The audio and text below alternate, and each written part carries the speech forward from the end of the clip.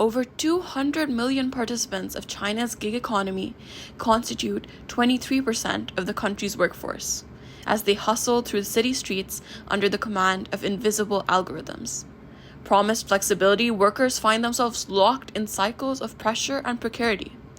But beneath the surface of control, a quieter story is emerging, one of digital resistance and everyday resilience.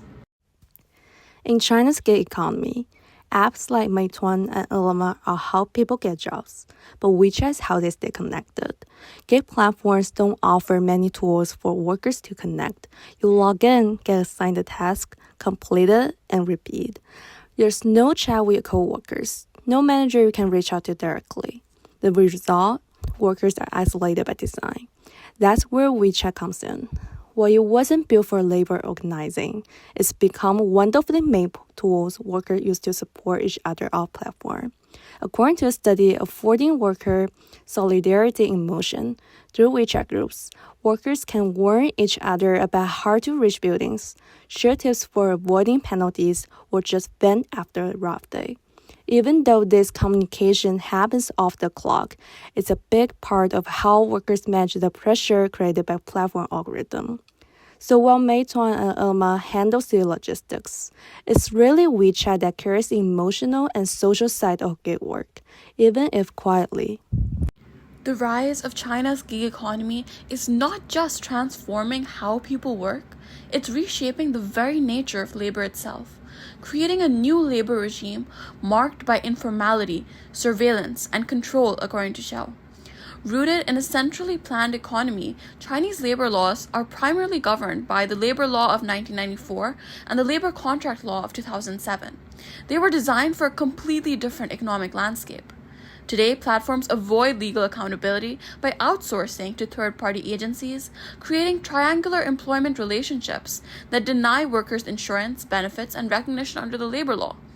There is no unified standard to determine whether the gig workers belong to the employee, temporary worker, or self-employed category because the legal status of online platforms is also not explicitly clarified.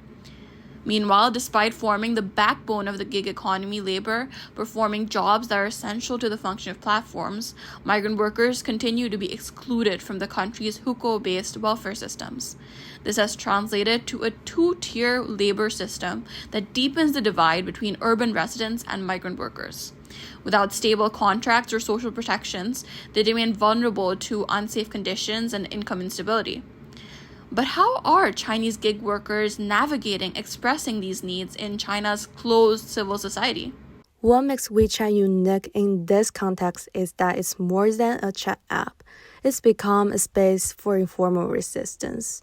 Zhou and Pan's research described this as affordance for association.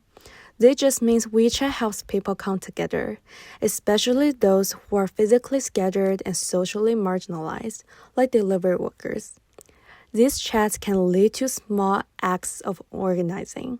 Sometimes it's sharing screenshots of unfair treatment. Other times it's quietly planning to reject a wave of bad orders together. These aren't large-scale protests, but they are meaningful acts of everyday pushback. But there are limits. Because of media controls in China, even private group chats aren't completely safe. Messages that sound too political or confrontational can be flagged. Still, workers keep finding creative ways to use WeChat, not just to survive the job, but to reshape the experience of gig work on their own terms.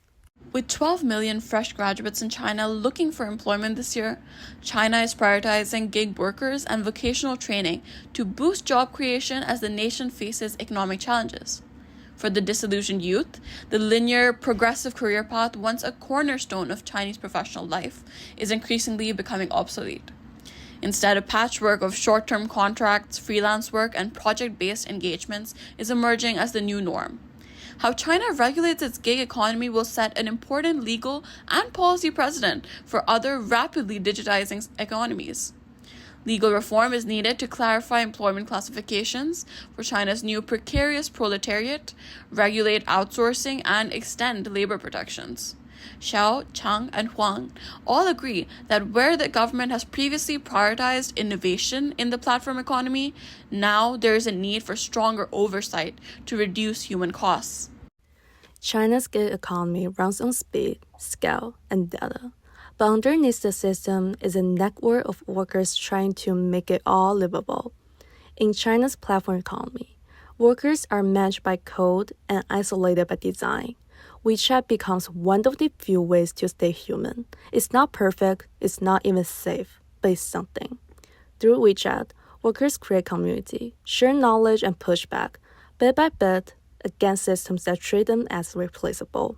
Understanding WeChat's role in this story helps us to see how media platforms in China are never neutral. They're shaped by power, surveillance, and control. But they are also open space for connection, creativity, and quiet resistance.